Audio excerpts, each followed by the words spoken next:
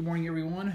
It is the first Friday in August in 2018. I don't know the exact day today. I can't remember it. Brain is kind of leaving me here.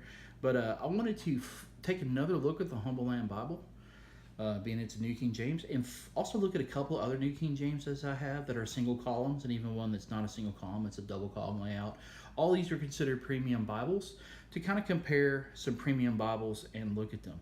Now, the first point I want to say right off, the first two Bibles I'm going to look at them pretty briefly, and that is a Allen single column New King James in goatskin, as well as a Schuyler New King James Quintel. Both of those Bibles are in goat. They're beautiful. The Schuyler's in a league of its own because they have their own typeface to that. It's an 11-point Milo font, makes it extremely readable, beautiful Bible. And I guess we'll look at that one first. And that's this guy here. I want to look at the ribbons because this is going to be a talking point in a minute. Really nice ribbons. Extremely large font. Beautiful to read, as all the Quintels are. You can't go wrong with a Quintel in whatever translation that you prefer in the Schuyler line. They're just beautiful Bibles. The next thing is our Allen single column New King James. Paper's kind of creamy. It's not a super thick paper. I don't know the exact weight of this paper. It definitely feels like it's a little thicker than the 30 GSM. I may be wrong. That is in the Humble Land Bible. But a beautiful Bible, same thing. We have those beautiful Beresford ribbons they always use. Just a beautiful Bible. We have the Humble Land Bible. This is a Bible that I've had out of the box a few times. I haven't spent a whole lot of time using the Bible, but already the ribbons are looking a little bit more beat up to me. That actually has some gilting on the ribbon, and this is just, I did an initial unboxing video and that's what it was, and I was really enamored by how beautifully floppy the leather was, and I still am. It's thin, but it's nice.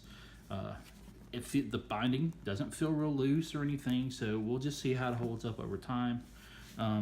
But that's one thing to look at is the ribbons. Of course, another Bible we're going to look at, which is kind of like the elephant in the room always, is the venerable and venerable Cambridge Clarion. It's absolutely one of my favorite Bibles in the world from a text box standpoint, and as always, Cambridge puts the worst daggum ribbons in the world on their Bibles. I don't get it. The first thing I do on every Cambridge Bible I buy is, or I'm going to really use, this is my daily use Bible, is I put new ribbons in it. And this Bible has been used very well for months and months, and as you can see, the ribbons are holding up nicely, so not an issue there. So let's look at this Humble Land Bible. This is really, I guess, my review at this point, because I've spent a little bit more time with it, and let's talk about it. So we have the wonderful floppiness.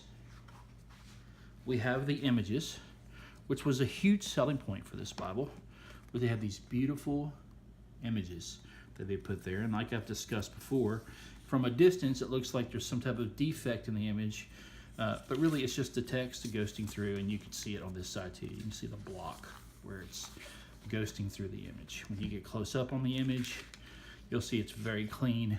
The printing is fine. It's just kind of the way it is with the text ghosting through, and you can really see the text ghosting through there. This is 30 GSM paper, but I'm going to tell you right now, it doesn't feel like it. It feels much thinner. It feels like it's much lesser quality. If I take one of these Clarions here, it's a New King James Clarion, you're going to notice a couple things. First of all, it's creamier paper. Second thing you're going to notice, let me flip back here to Genesis or something like that. The text itself, in my opinion, looks a little bigger, and it's more readable. We see that the kerning, though, in the text, it looks like we have, the text is tighter. Divisions that to the kindness, the kerning, the space between the letters, or between the actual words, you know, it's bigger here. And for some people, they really like that. I don't find this distracting, even though it's a more compact text. But I think if they would have made the text a bit more compact, and also did away with some of the white spaces in the Bible, like here, it's a very large white space. Since you really don't have a lot of room for notes, they may have been able to fit a little bit bigger font here. Maybe just one point size larger, and it would have been great.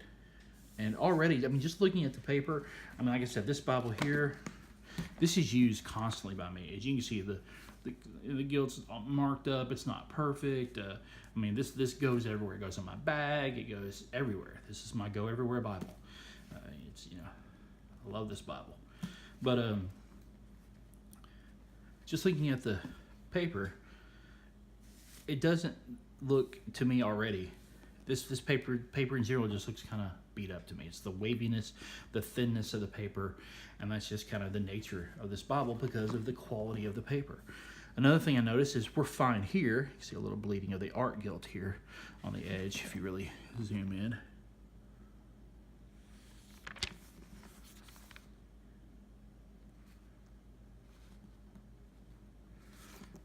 On that corner, what you're going to start noticing is, and this is just something I noticed when I started really kind of going through this Bible, one of the corners looks like it's kind of banged up right here. And it's like this pretty much throughout most of the Bible now. And it just kind of gets worse. And this was out of the box like this because I haven't done anything but take it out of the box, put it back in the sleeves, and put it back in the box until I started really kind of going through the Bible. And you can see here still that little bleed, a little bit of the art gilt. Right there in that corner there as well. The red letter in the Bible is nice. It's not super dark, but it's very consistent. I've seen no issues with consistency of type in this Bible. It is very consistently printed, and that is a good thing. The maps are good. I have no issues in general with that type of stuff. The concordance is very basic. Very basic concordance. Another issue I had was the book of Amos.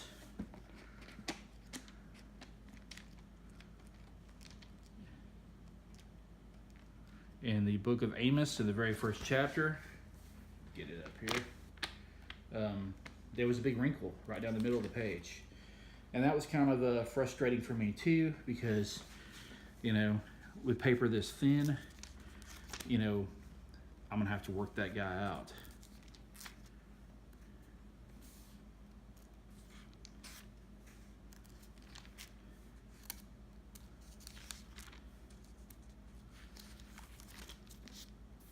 Here, and this is where the ribbon was at in the Bible. The ribbon was in this spot right here, just like that, and the page was folded. So that's kind of an annoying thing too when you open a Bible for the first time to see that. But just see the way I'm holding it. This Bible is so floppy. It feels really good in the hand.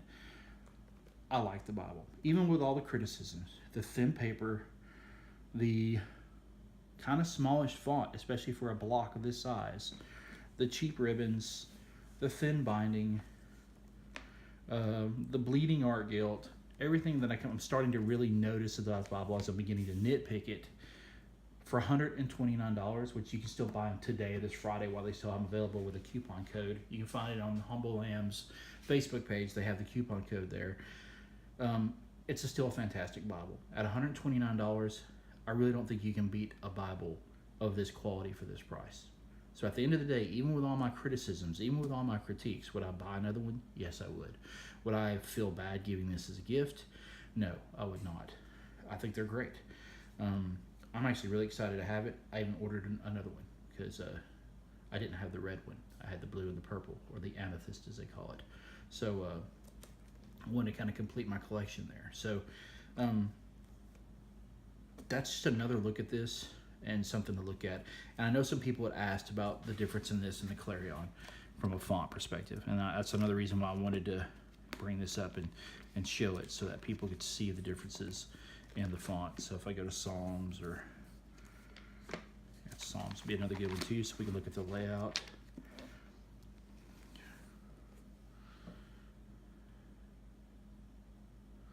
There's the layout between the two. Let's go to a non-poetic style text here.